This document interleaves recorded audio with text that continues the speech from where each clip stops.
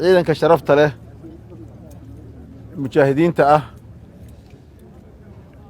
ee khawaarijta la dagaalamay si joogtaa dagaalka ugula jiray kana soo hooyey guusha iyo libinta Soomaali meel ay joogtaba ay og tahay marka hore waa idin mahad celinaynaa aad iyo aad bacdallaahi aad iyo aad baan ku mahad celinaynaa sida geesinimada leh adkaysiga leh ee aad u faysgarayseen u wajahdeen cadowga argagixisada ah walaalayaal inta ay u baahan yihiin khawaarijtu waa inta aad samayseen waa adkaysi yar waxay dadka ku isticmaalaan ama ay tahay xirfaddoodu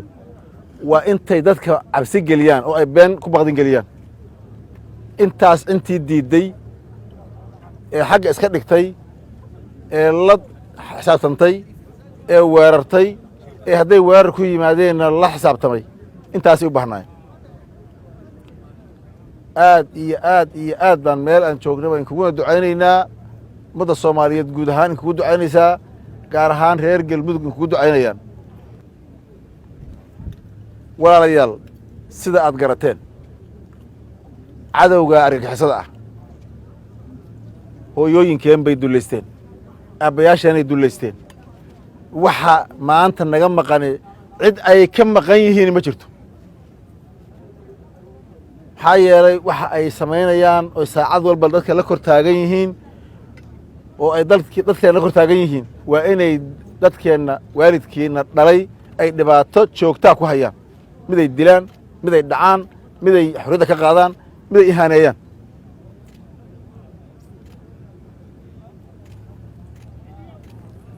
waxaa kaliya oo aan isaga qaadi karana waa inta aad maanta ka tihiin horseedka aad samayseen halka luuqad oo yaqaanaan waa in la geliyo madaxooda dadka maantay dalkan waa uga dhammaatay khawaarij joogi maayaan inta adkaysan karta